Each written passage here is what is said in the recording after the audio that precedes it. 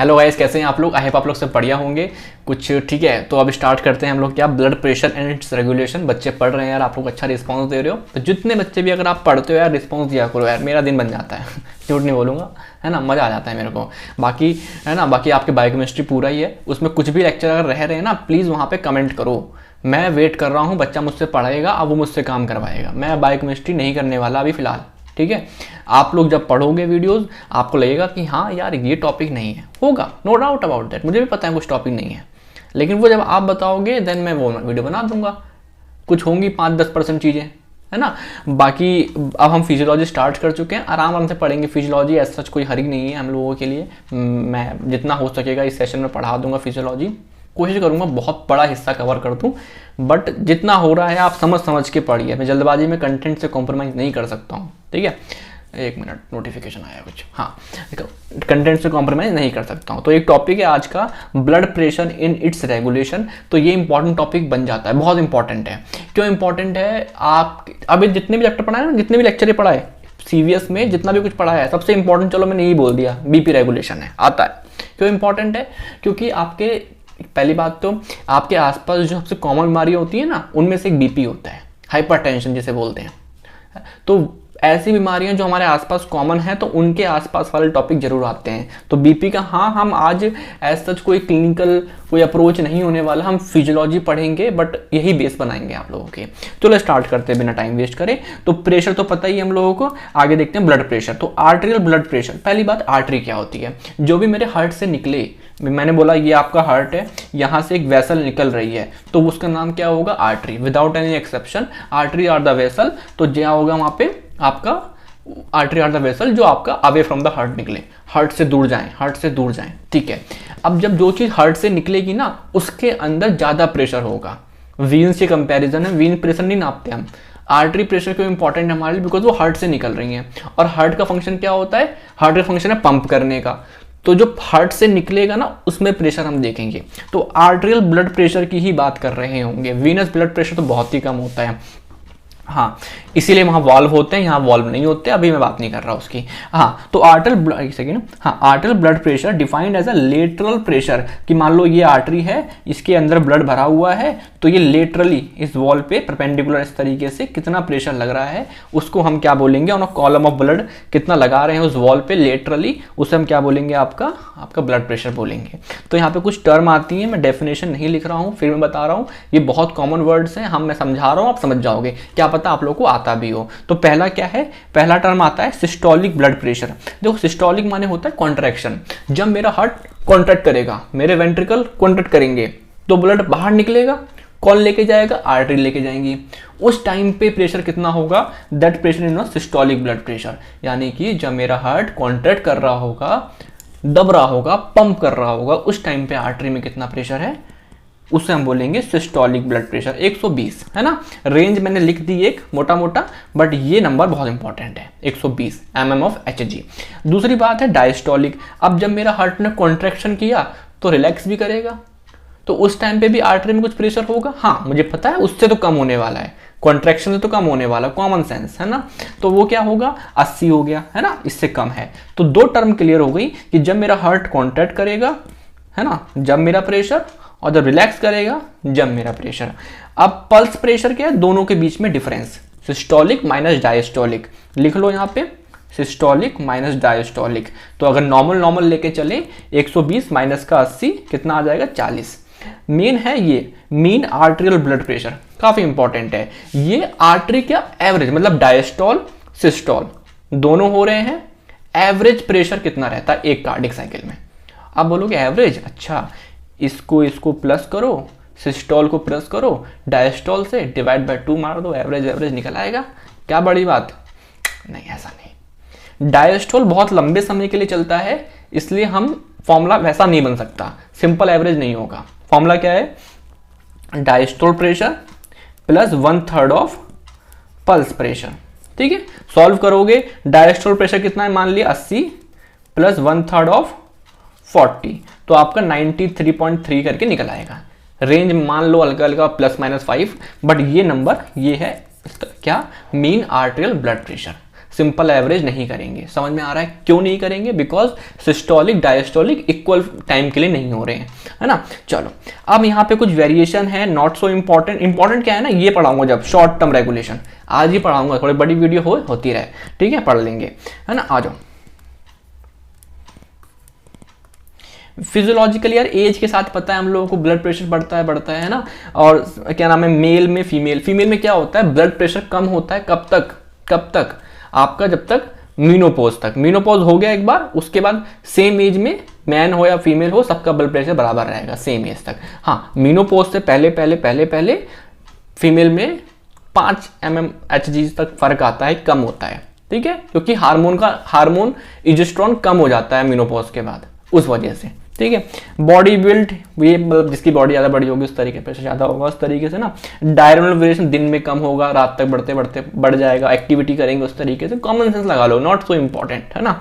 Sleep, जब हम सोएंगे तो कम होगा, आफ्टर एक्सरसाइज प्रेशर हमें बढ़ता नजर आएगा। ये सब प्रैक्टिकल में ज़्यादा इसको अप्रोच दिया जाता है, हम प्रैक्टिकल नापते हैं, एक्सरसाइज करोगे, एक्सरसाइज पे थोड़ा सा पेच भी है, प्रैक्टिकल में देखते हैं, ठीक है, अभी वो टॉपिक नहीं रख रहे हैं। हाँ, तो मैंने बोला आपसे पैथोलॉजिकली, मतलब ये तो सब नॉर्मल है ना। एक बूढ़े इंसान का ब्लड प्रेशर थोड़ा बढ़ गया, मान लिया यंगस्टर का 120 रहता है, उसका 130-35 हो गया, तो नॉर्मल है, कोई दवाई मत चलाओ, बूढ़ा है, थोड़ा सा हो जाता है ना, इतना प्रेशर नॉर्मल है, आर्टरी ठीक है, ठीक हो रही होंगी उस तरीके से। पैथोलॉजिकली क्या होता है, एक टर्म आती है हाइपरटेंशन, हाइपोटेंशन। हाइपरटेंशन मतलब ब्लड प्रेशर ज़्यादा हो रहा है, नहीं, ब्लड प्रेशर तो आप खेल के आओगे ना, जब भी ज़्यादा हो जाएगा, तो क्या हाइपरटेंशन? नहीं। एक टर्म आती है सस्टेन्ड एलिवेटेड, है ना, ब्लड प्रेशर, मतलब लंबे समय तक वो प्रेशर कांस्टेंट है, वो आराम भी कर रहा है ना, इंसान बैठा हुआ है यहाँ पे, वो कुछ भी कर रहा है activity normal day to day life की, उसका ब्लड प्रेशर बढ़ा हुआ है। तो यार ऐसा मत बोल देना कि आपका ब्लड प्रेशर बढ़ा रहता है तो वो हाइपरटेंशन, नहीं, सस्टेन्ड एलिवेटेड, है ना, लंबे समय तक sustain elevated blood pressure hypertension, और कम वाले को हाइपोटेंशन, ठीक है। चलो अब यहाँ पे क्या है कि देखो, मैंने सिंपल सा बोला, चलो समझाते हैं।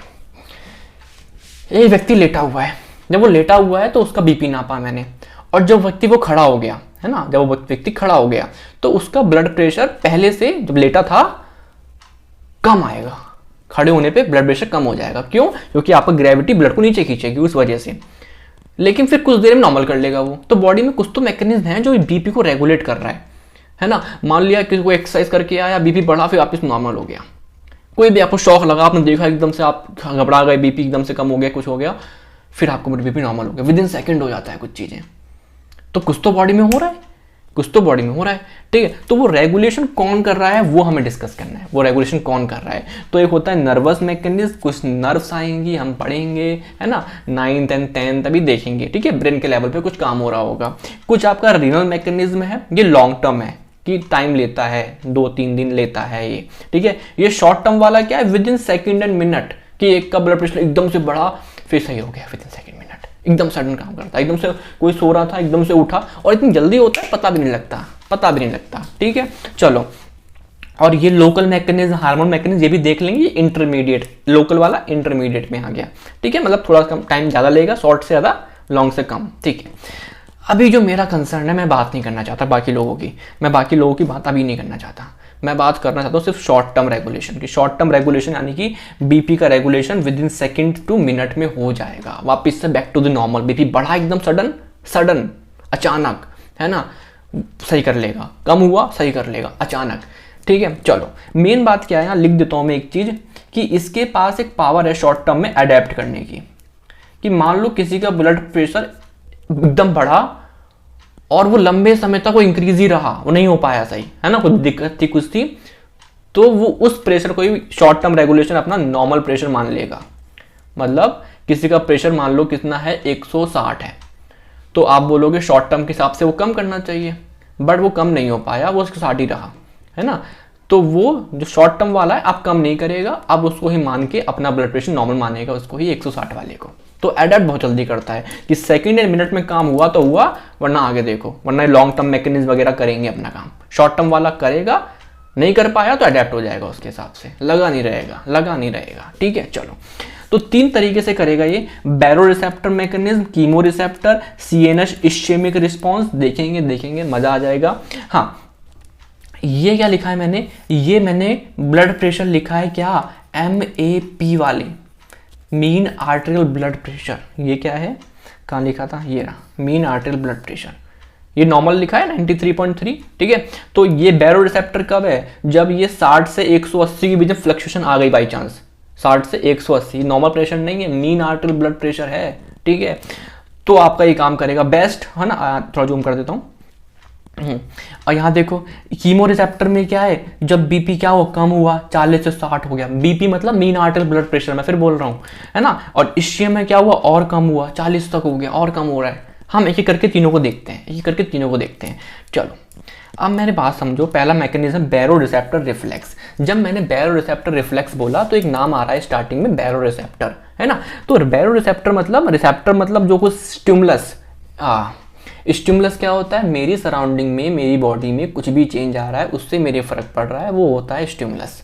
लाइट बंद कर दी, मुझे फर्क पड़ा, दैट इज स्टिमुलस, ठीक है। लाइट एकदम जल गई, मुझे फर्क पड़ा, दैट इज स्टिमुलस, ठीक है। मेरा हाथ लगा किसी पे, मतलब गर्म चीज होगी कुछ, तो स्टिमुलस, है ना। तो बस ठीक है।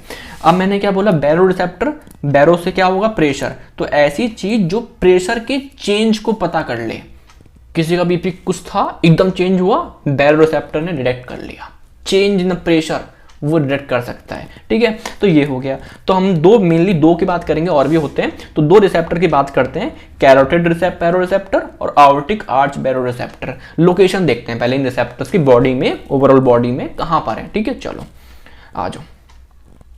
तो यहां पे दिख रहा है हमको, एक सेकेंड, हाँ, कॉमन कैरोटिड आर्टरी दिख रही है आपको, ये उसकी दो बाइफर्केशन होगी, क्या, एक्सटर्नल कैरोटिड आर्टरी और इंटरनल वाले में देखना, यहाँ पे हल्का सा डिप्रेशन दिख रहा है आपको, दिख रहा है, ये डिप्रेशन दिख रहा है, इसे मैंने बोला कैरोटिड साइनस। यहाँ पे क्या प्रेजेंट है आपका, रिसेप्टर, कैरोटिड रिसेप्टर, बैरो रिसेप्टर, ये प्रेजेंट है यहाँ पर, ठीक है। ये रिसेप्टर क्या करेंगे भाई गाइज, यहाँ पे ये रिसेप्टर क्या करेंगे, चेंज इन द प्रेशर को पता कर लेंगे। अच्छा, क्या फायदा हुआ इससे, जब इसने चेंज को पता करा तो यहाँ से नर्व लेके जाएंगी मेडुला तक, कहाँ तक लेके जाएंगी, मेडुला, ब्रेन तक, मेडुला तक, है ना, मेडुला तक लेके गई। तो नर्व लेके जा रही है, तो वो नर्व कौन सी है, मैंने बोला वो नर्व है आपकी 9 नंबर, 9th cranial nerve, glossopharyngeal nerve, ठीक है। तो 9th नर्व लेके चली गई, ओके। चलो एक बार यहाँ देखते हैं, ये आपका आर्च ऑफ एओर्टा है, यहाँ पे क्या रिसेप्टर प्रेजेंट है आपके, आर्टिक आर्च बैरो रिसेप्टर।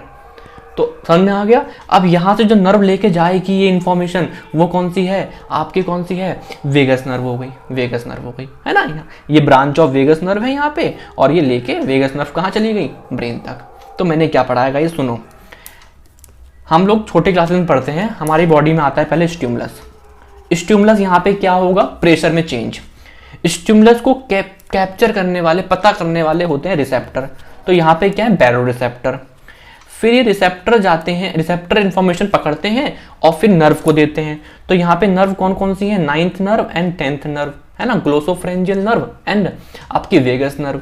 ये जाएंगी आपकी CNS में, है ना, मतलब मेडुला में गई, वहां पे कुछ होगा डिसीजन, अच्छा क्या करें, अब वो होगा। तो ये जो नर्व थी 9th वाली और 10 वाली, ये आपकी मेडुला में गई। एक न्यूक्लियस होता है, न्यूक्लियस ट्रैक्टस सॉलिटेरियस, आप जब पढ़ोगे एनाटॉमी में देखोगे तो वहां समझ में आएगा आपको, ठीक है। अब न्यूक्लियस ट्रैक्टस सॉलिटेरियस में गई, और यहाँ पे दो चीजें होंगी, क्या, दो सेंटर है यहाँ पे, एक है vaso कंस्ट्रिक्टरी area, vaso dilatory area. मेरी बात समझना, बहुत इजी है। वैसो डायलेटरी एरिया गवर्न करता है पैरासिम्पैथेटिक नर्व्स, कुछ सप्लाई निकालता है। पैरासिम्पैथेटिक क्या होती है, बहुत आराम से, पैरासिम्पैथेटिक मतलब आप एकदम रिलैक्स बैठे हो, तो इस टाइम पे आपका हार्ट रेट क्या हो रहा होगा, पैरासिम्पैथेटिक क्या करता है, हार्ट रेट को कम करता है, रिलैक्स के टाइम पे हार्ट रेट कम करता है। तो यहाँ लिख लो सिंपल सा, पैरासिम्पैथेटिक हार्ट रेट कम करता है, हार्ट रेट, एक सेकेंड, अरे हार्ट रेट कम करेगा तो बीपी ऑटोमेटिकली कम कर देगा ना, लिख पा रहा हूं मैं, दिख रहा है, हार्ट रेट कम करता है, ठीक है। यहाँ देखो सिंपैथेटिक क्या करता है, इमरजेंसी है, कुत्ता पीछे पड़ गया, भागो, तो उस टाइम पे कौन सा सिस्टम वर्क करेगा, सिंपैथेटिक सिस्टम वर्क करेगा। तो ये करेगा, हार्ट रेट बढ़ा देगा, है ना, देखा होगा। और क्या करेगा, फोर्स ऑफ कॉन्ट्रैक्शन, मतलब हार्ट बहुत तेज कॉन्ट्रैक्ट करेगा, स्ट्रोक वॉल्यूम बढ़ जाएगा, ठीक है। तीसरा काम क्या है, ये आपका क्या करेगा, कंस्ट्रिक्टर है, वैसो कंस्ट्रिक्टर है, मतलब आर्टरी को और दबाएगा जिससे ब्लड तेज आगे आ जाए, है ना, वैसो कंस्ट्रिक्टर है। ठीक है, ये 3 चीज कराएगा। अभी इसका एप्लीकेशन देखेंगे, चलो आगे देखते हैं एक बार। तो एक केस मानो कि किसी का बीपी एकदम से बढ़ गया, सडन, सस्टेन नहीं, सडन इंक्रीज हुआ, तो ये स्टिमुलस की तरह काम करेगा। बैरो रिसेप्टर ने कैप्चर किया, बैरो रिसेप्टर से नर्व निकल रही हैं 9 या फिर 10, पता है ना किस वाले से क्या, जैसे कि यहाँ पे लिखा है ना, देखो 9 वाली किससे निकल रही है, कैरोटिड रिसेप्टर बैरो रिसेप्टर से, और 10 वाली किससे निकल रही है, ऑर्टिक आर्च बैरो रिसेप्टर से, ठीक है। तो ये मेरी एफरेंट नर्व हो गई, एफरेंट लेके आ रही इंफॉर्मेशन किसके पास, मेडुला में किसके पास, न्यूक्लियस ऑफ ट्रैक्टर सॉलिटेरियस के पास आई, इसको इंफॉर्मेशन दी, भैया ऐसा हुआ है, बीपी एकदम बढ़ गया है, कुछ करो। तो इसके पास 2 सिपाही हैं जिनसे वो काम कराएगा। क्या हो गया, अब देखो क्या होगा, ये बोलेगा बीपी बढ़ा है ना, तो वैसो कंस्ट्रिक्टेड एरिया तुम रुक जाओ, तुम्हें मैं इनहिबिट करूंगा और तुम अपना काम तेज करो, तुम्हें मैं प्रमोट कर रहा हूं, अगर तुम अपना काम करो। इसे रोक दिया, इसे बढ़ा दिया। मतलब कि सिम्पैथेटिक सिस्टम क्या करता था, बताओ सिम्पैथेटिक सिस्टम क्या होता है, आपका इमरजेंसी वाला। तो इसमें आपकी हार्ट रेट बढ़नी चाहिए थी, है ना, और फोर्स ऑफ कंट्रैक्शन ज्यादा होता है, और आपका आर्टरी वैसो कंस्ट्रिक्शन होता है, नॉर्मली होना चाहिए था ये, बट क्योंकि मैंने ये रोक दिया तो अब ये सब नहीं हो पाएगा, इस सब का अपोजिट होगा, इन सब का अपोजिट होगा, है ना, क्योंकि मैं इसको क्या कर रहा हूँ, इनहिबिट कर रहा हूँ, ठीक है। और इसको मैंने प्रमोट किया, तो पैरासिम्पैथेटिक सिस्टम क्या करेगा, हार्ट रेट कम करता है, हाँ बिल्कुल वही काम करता रहेगा, बिकॉज इसे ऊपर से सिग्नल मिल रहा है, ठीक है। तो ये हो गया। तो अगर आप ओवरऑल देखो क्या हुआ, ओवरऑल देखोगे बीपी बढ़ा था और यहाँ पे हार्ट रेट कम हो रही है, यहाँ पे ये तीनों सिस्टम वर्क कर रहे हैं, तो आप कहीं ना कहीं ऑब्जर्व करो, at the end of the day BP क्या हो जाएगा, कम हो जाएगा, नॉर्मल हो जाएगा। बीपी कम हुआ, नॉर्मल हो गया, समझ में आ रहा है। और जब ये कम नॉर्मल हो गया तो ये रिसेप्टर वापस से शांत हो गया, स्टिमुलस चला गया, ठीक है। तो ये पूरी साइकिल थी, समझ में आया क्या। एक बार ऐसा करते हैं, इसे मैं रफ कर दूं, चलो यही देखो मैंने मान लिया इस बार कि बीपी क्या हुआ, सडन कम हो गया, थोड़ा सा कम हो गया, है ना, 80 तक हो गया, 80 क्या, मीन आर्टरियल ब्लड प्रेशर, ठीक है, कम हो गया। तो स्टिमुलस गया बैरो रिसेप्टर्स के पास, वहां से नर्व निकली 9 और 10, वो किसके पास गई, न्यूक्लियस ऑफ ट्रैक्टर सॉलिटेरियस। इस बार डिसीजन मेकिंग क्या होगी, सोचो, इस बार ये बोलेंगे बीपी बढ़ाना है, तो इसको प्रमोट करा देंगे और इसको रोक देंगे इस बार, और फिर आप समझ जाओगे। इतना दिमाग रखते हो मुझे लगता है आप लोग, है ना, एकदम ब्लैंक तो नहीं बैठते, है ना, कॉमन सेंस एकदम पीक पे लेके बैठते हो एकदम, है ना, आप कर सकते हो, है ना। चलो, कभी कभी पढ़ाते फ्लो में निकल जाता हूँ मैं, ठीक है, वापस आना पड़ता है। हाँ, समझ में आ गया, बैरो रिसेप्टर वाला खत्म। बैरो रिसेप्टर में क्या होते हैं, रिसेप्टर होते हैं जो प्रेशर के चेंज को महसूस करें, और उस वजह से क्या होगा, आपका चीजें हो जाएंगी। अब आते हैं कीमो रिसेप्टर, नाम से क्लियर है, केमिकल में चेंज, कुछ केमिकल कॉन्स्टेंट होते हैं, लाइक आपका ये हाइड्रोजन आयन हो गया, CO2 के प्रेशर हो गया, पार्शियल प्रेशर ऑफ ऑक्सीजन हो गया, इन चीजों को महसूस करेंगे। मेन बात क्या है, मेरी बात समझना, जब मान लिया normal mean arterial blood pressure 93.3 होता है, थोड़ा चेंज आया है, थोड़ा सा +-20 का, तो कौन सा वाला मैकेनिज्म इन तीनों में से काम करेगा, देखो इन तीनों में से कौन अच्छा काम करेगा, ये वाला कर लेगा। लेकिन अब क्या हुआ, मीन आर्टरियल ब्लड प्रेशर कुछ ज्यादा ही कम हो गया, सडन एकदम बहुत ज्यादा ही कम हो गया, कितना हो गया, 60 तक हो गया, 40 से 60, मैंने 60 बोला, 60 तक हो गया। तो इस टाइम पे क्या होगा, आपका कीमो रिसेप्टर रिफ्लेक्स काम में आएगा। तो अभी मैं इसको स्टार्ट करने से पहले इसके रिसेप्टर के बारे में जल्दी से बता देता हूँ, ठीक है। तो यहाँ पे आपको दिख रहा है वापस से कॉमन कैरोटिड आर्टरी दिख रही है, एक्सटर्नल, फिर उसकी इंटरनल ब्रांच है ना, एक्सटर्नल इंटरनल। तो यहाँ पे आपको दिख रहा है क्या, कैरोटिड बॉडी, ये रिसेप्टर होगा यहाँ पे, इनके बिल्कुल जहाँ पे बाइफर्फिकेशन हो रहा है, एकदम ब्रांच एकदम अलग हो रही है उसके बीच में, ठीक है, यहाँ पर। तो यहाँ से कौन सी नर्व निकलेगी, 9, सिंपल वही वाली ग्लोसोफरेंजियल। और आर्टिक बॉडी कहाँ मिलेंगी, आर्च ऑफ आर्टा पे मिल गई है, देखो, ठीक है, यहां से निकलेगी 10, बिल्कुल सेम। बस वो रिसेप्टर प्रेशर के चेंज को महसूस कर रहे थे, ये रिसेप्टर आपके केमिकल कॉन्स्टिट्यूएंट के चेंज को महसूस करेंगे, मेनली ऑक्सीजन, ठीक है। तो यहाँ पे क्या हुआ, प्रेशर कुछ ज्यादा ही कम हो गया, कितना, 60 mm ऑफ Hg, क्या है 60, मीन आर्टरियल ब्लड प्रेशर, ठीक है। तो क्या होगा, वहां पे जो ब्लड फ्लो है कीमो रिसेप्टर तक ब्लड फ्लो कम हो, इतना प्रेशर कम हो गया इस बार, तो ब्लड फ्लो ही नहीं पहुंच पा रहा। अब जब ब्लड फ्लो नहीं पहुंच पाएगा ना, तो वहां पे जो ऑक्सीजन की कंसंट्रेशन है, ऑक्सीजन का जो प्रेशर है वो कम हो जाएगा, है ना। एक मिनट रुको। हाँ ठीक है, तो मैंने क्या बोला आप लोगों से, कहाँ थे हम लोग, हाँ यहाँ पे क्या हुआ, ब्लड फ्लो इतना कम हो गया कीमो रिसेप्टर पे, तो वहाँ पे क्या हुआ, आपको ऑक्सीजन नहीं आ पाई, प्रेशर, ऑक्सीजन कम, ठीक है। और आपका CO2 वहाँ से निकल नहीं पाई, तो CO2 बढ़ गया, और हाइड्रोजन तो बढ़ जाते हैं, जहाँ CO2 बढ़ती है वहाँ पे हाइड्रोजन आयन बढ़ जाते हैं। बताऊँ क्या, चलो देख लो। CO2 किससे कंबाइन करती है, पानी से, क्या बनता है, बाइकार्बोनेट, फिर डिसोसिएट होते हैं तो क्या बनता है, बढ़ गया ना, CO2 बढ़ रही है तो ये भी बढ़ जाएगा, ठीक है। चलो, मेनली तो ऑक्सीजन से फर्क पड़ता है यहाँ पे। तो ये कीमो रिसेप्टर इस चेंज को, इस केमिकल कॉन्स्टिट्यूएंट के चेंज को महसूस कर लेंगे, और क्या होगा इस बार, मेनली फिर वापस करो 9th and 10th nerve, mainly वाला भी बताऊंगा, पहले हाँ सुनो, 9th and 10th नर्व लेके गई, वापस से आओ, न्यूक्लियोटेक्टिस सॉलिटेरियस, क्या हुआ था, बीपी कम हुआ था, तो क्या होगा बताओ, बीपी बढ़ाना है तो इस वाले को, है ना, वैसो कंस्ट्रिक्टेड एरिया होगा, तो यहाँ पे क्या होगा, इसको प्रमोट कर दो और इसको रोक दो। प्रमोट करने का मतलब है कि सिंपैथेटिक सिस्टम एक्टिवेट हो गया, और जो पैरासिम्पैथेटिक था जो कि बीपी को मतलब हार्ट रेट को कम करता है, उसको रोक दिया। तो at the end of the day क्या निकल के आ जाएगा, आपका बीपी वापस से नॉर्मल हो जाएगा। कम था तो बड़ा नॉर्मल हो गया, नॉर्मल हुआ तो कुछ नॉर्मल हो जाएगा। लेकिन ध्यान रखना, कीमो रिसेप्टर का जो मेन एम है वो आपका दूसरा भी है, जो मेन है काम करेगा, ये वाला क्या होता है, ये रेस्पिरेटरी सेंटर में गया और हाइपर वेंटिलेशन करा दिया, जिससे क्या होगा, CO2 जो बची हुई है, मतलब जो ज़्यादा हो गई है CO2 बॉडी में, वो निकल जाए, ऑक्सीजन जो कम हो गई है वो आ जाए, हाइपर वेंटिलेशन। ये हम पढ़ेंगे रेस्पिरेटरी सिस्टम में, ठीक है। चलो लास्ट क्या होता है, अब मान लो इतना कम प्रेशर हो गया कि मेरे ब्रेन के पार्ट्स को ही ऑक्सीजन नहीं मिल पा रही, मतलब ब्लड फ्लो नहीं हो पा रहा, किसको, ब्रेन को। तो यहाँ पे क्या हुआ आपके, ये देखो बीपी इतना कम हो गया, कितना, 40 से कम हो गया, क्या, मीन आर्टेरियल ब्लड प्रेशर। तो उस बार क्या हुआ, आपका blood flow to the brain ही कम हो गया। अब जब blood flow to the brain कम हो गया, तो जो ब्लड, मान लो ब्रेन है, ये ब्रेन है ना, यहाँ पे ब्लड फ्लो लेके आता था कुछ, लेकिन वो इतना कम हो गया कि ब्रेन के अंदर CO2 बढ़ने लगी। जब CO2 बढ़ने लगी तो आपको समझ में आ गया कि H पॉजिटिव भी बढ़ जाएगा। आई बताया था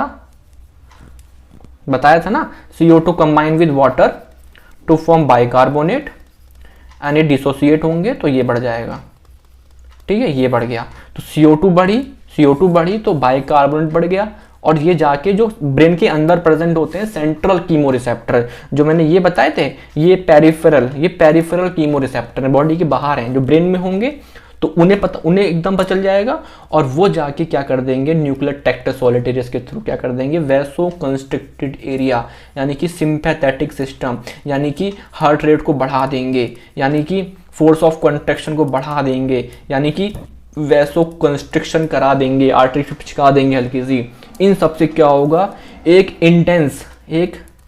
इंटेंस बीपी में राइज आएगा, बहुत ज़्यादा, उनसे भी ज़्यादा, क्योंकि सेंट्रल ही आ रहा है एकदम, ठीक है। तो हमें समझ में आ गया यार, short term regulation within second and minute होता है। और गाइज मैंने जितना पढ़ाया है आपको समझ में आएगा, आराम से देखा करो फिजियोलॉजी की वीडियो। ये बायोकेमिस्ट्री इतना ऐसा नहीं होता कि आपको हर चीज़ रटनी, हाँ वहाँ भी समझाया मैंने जितना हो सका मेरे से। यहाँ पे मैं आराम से टाइम लेके समझाता हूँ, मेरी हर वीडियो की लेंथ अच्छी खासी निकल जाती है। बायोकेमिस्ट्री में ऐसा नहीं था, और मैं वीडियो में टाइम भी लेता हूँ, मैं आराम से पढ़ा रहा हूँ अभी, बिकॉज मैं दूसरे प्रोजेक्ट पे ही, मेडिकल पाठशाला के ही कुछ प्रोजेक्ट हैं मेरे, जो मेरा अभी यूट्यूब पे नहीं आ रहे हैं, बट मैं कुछ बैकएंड पे काम कर रहा हूँ, जो आपको दिखेंगे नहीं। मेरे वीडियोज़ में गैप दिखेगा, नो डाउट दिखेगा, बिकॉज मेरे दिमाग में कुछ और चीज़ें भी हैं कि यार इस चैनल को कैसे, बिकॉज मैं एक अकेला इंसान हूँ, मैं तो सारे काम जो भी करने मुझे ही करने हैं, तो बाकी काम भी देखने होते हैं इस चैनल के रिगार्डिंग, बाकी मेरी पढ़ाई वगैरह भी है। तो जो आया करे फीडबैक दिया करो, समझ में आया करे, मज़ा आएगा, मेरे को मोटिवेशन मिलेगी वीडियो बनाने की, अच्छा लगता है, नो डाउट, है ना। अच्छा लगता है जब आपको कुछ, अभी रिसेंट बहुत कमेंट आ रहे हैं, मैं बच्चे जानता नहीं हूँ, बहुत पुरानी वीडियो मेरी देखी, बहुत पुरानी मतलब 1 साल पुरानी वीडियो देखी, कमेंट कर रहे हो बहुत अच्छा पढ़ाया, मज़ा आ जाता है यार सब कुछ देख के, ठीक है। चलो अब मैंने क्या बोला, ये हमारा खत्म हो गया। नेक्स्ट वीडियो लॉन्ग टर्म, इनमें से कोई एक क्वेश्चन तो गारंटेड आता है, गारंटेड आता है। आप जो भी एग्जाम होंगे, इंटरनल से लेके पीयू से लेके प्री यूनिवर्सिटी से लेके कोई भी एग्जाम होगा, यहाँ पे आपको ये क्वेश्चन फ्रिक्वेंटली आता नजर आएगा। तो इसको आराम से पढ़ेंगे। 25 मिनट तक की वीडियो हो गई है, तो कोई भी दिक्कत आए मुझे बताएं कमेंट सेक्शन पे। नंबर मेरा मैं दे दूंगा अगर आपको चाहिए होगा, ठीक है। टेलीग्राम की लिंक होगी डिस्क्रिप्शन में, ज्वाइन कर लो। मैं बार बार नहीं बोलना, मैं पसंद करता नहीं हूँ, ठीक है। तो that's it from my end, ठीक है। Thank you, bye.